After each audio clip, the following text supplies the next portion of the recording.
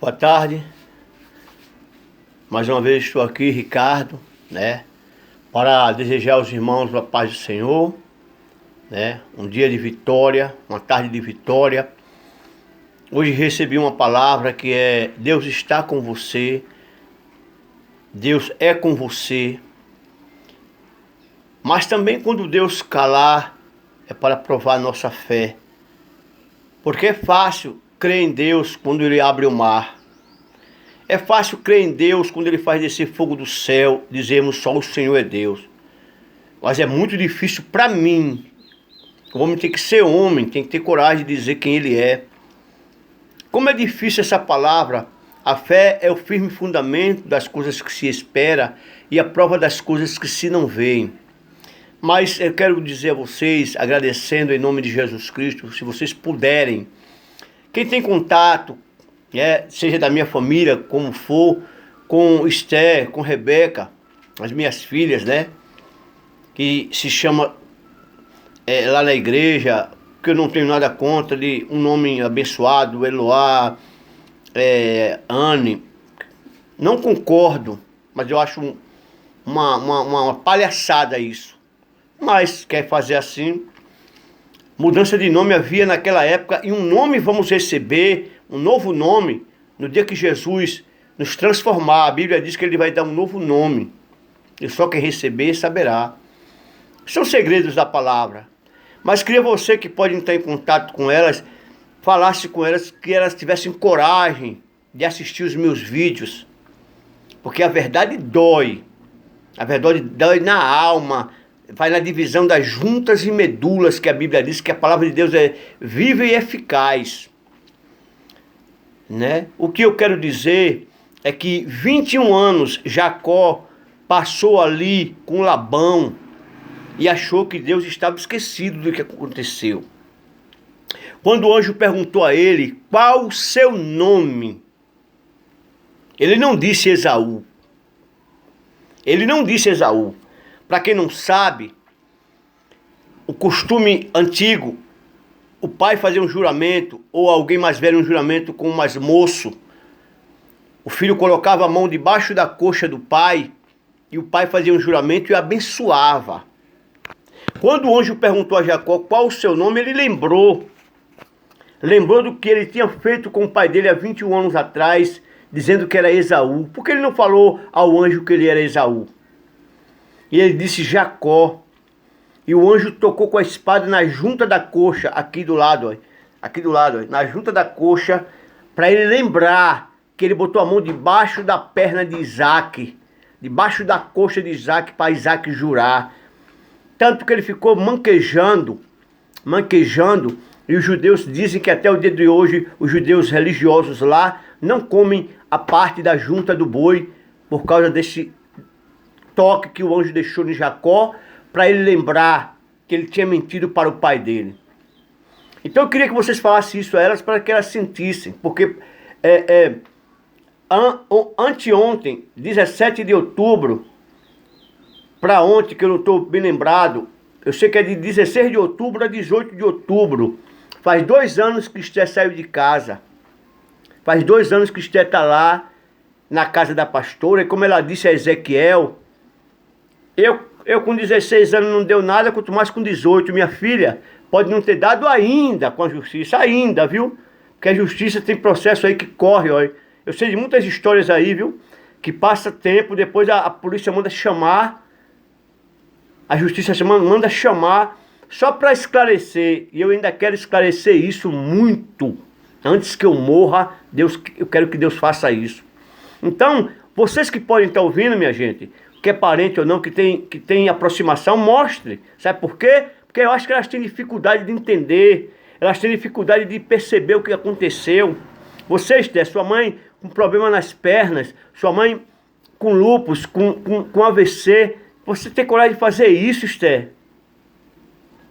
Você só pode estar com a cabeça desorientada, só pode ser, Esther. Porque não tem cabimento uma coisa dessa. Então eu queria que alguém falasse, porque vocês parecem que não tem entendimento. Então, o muito falar faz a pessoa até ouvir, sabe por quê? Porque antigamente em Israel, Só quem sabia mais ou menos, quem sabia ler, era, vamos dizer que era o sacerdote, Moisés. Então, o rei, muitos lá não sabiam ler. Então, os salmos eram cantados. As profecias muitas vezes eram cantadas. Ezequiel mandou chamar um tangedor. O tangedor é um homem com a harpa. E quando ele começou a tocar a harpa, ele disse que a mão do Senhor caiu sobre ele e ele profetizou. O salmo era cantado. Muitas palavras que eram lidas por Josué, que o povo dizia amém, era em um tom que até hoje o pastor Rodrigo Silva mostrou lá em Jerusalém, lendo a palavra em Números, que Deus fala, e esta é a oração que Arão fez: o Senhor sobre ti levante o seu rosto, o Senhor sobre ti levante o seu rosto e te dê a paz, e guie vocês pelo caminho.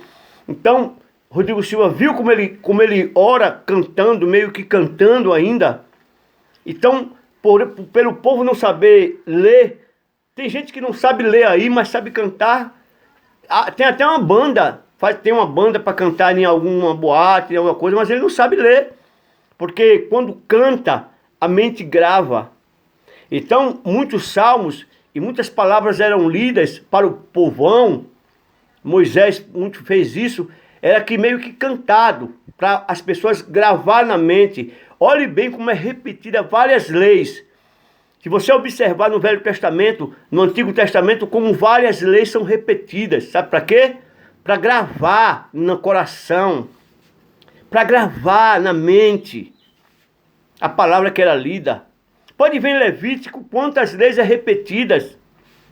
Veja, em Êxodo. Várias vezes são leis repetidas, você pensa até que... Você até fica assim... Vou ler de novo a mesma coisa. Deus fala 3, 4 vezes durante o decorrer de um capítulo a mesma coisa. Os profetas falam coisas para que a pessoa grave. Então grave isso, Esther. 2 anos que tu se foi, que tu deixou sua mãe amargurada. Você, Rebeca, me deixou triste. Era falsidade, Rebeca? Era falsidade aquele elogio? Mesmo eu sendo um cara sem estudo como sou, um cara bruto, e você me elogiava? Era mentira, era? Se era mentira, você sabia bem interpretar, viu? Você, Esther, com aquela calminha sua, é por isso que Nicolas Ferreira disse que prefere ser como Pedro, que falava bobagem, andava com a espada na cintura, do que como Judas, que era calado, que ninguém quase ouvia a voz de Judas, quase não se ouvia o nome de Judas, e foi o que traiu Jesus. E você nos traiu, Esther. Há exatamente anteontem, 2 anos que você se foi, um horário desse mais ou menos, você deixou eu sair. Eu saí para ir comprar o doce. Você largou a comida, largou o prato lá. Sua mãe dormindo, nem para dar um beijo em sua mãe. Rebeca, quando ela fugiu, que ficou uns 4 dias, eu acho, ela ainda deu benção a pai, benção a meu avô.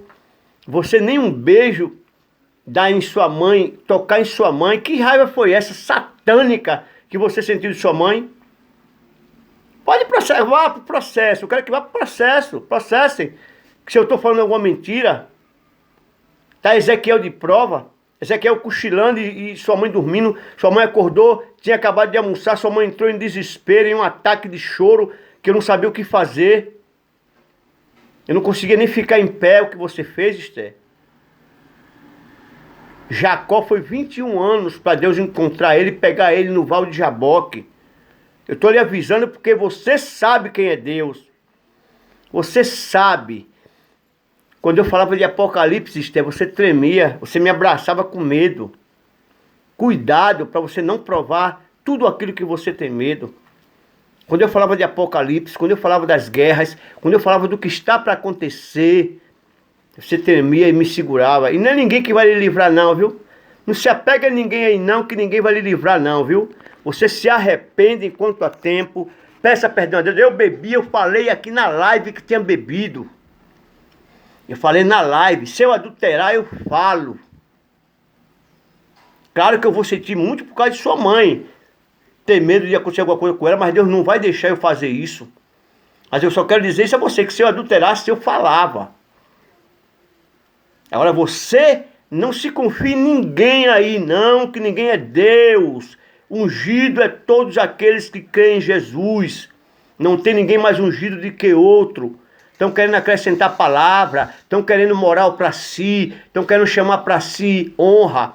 A Bíblia diz que é os pastores que dão água à ovelha. A maneira de falar, né, que a Bíblia não fala essa palavra, mas nós entendemos que é o pastor que dá água às ovelhas. A gente vê aí no campo, a gente vê aí que eu assisto programas aí no Rio Grande do Sul, criador de ovelhas, eles que têm o maior cuidado com as ovelhas, acorda 4 horas da manhã para cuidar das ovelhas.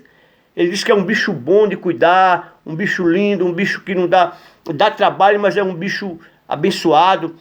É o pastor que dá água à ovelha, não é a ovelha que se vira para dar pastor, não. Entendeu? As ovelhas obedecem o pastor, como Jesus disse, mas o pastor que ensina corretamente.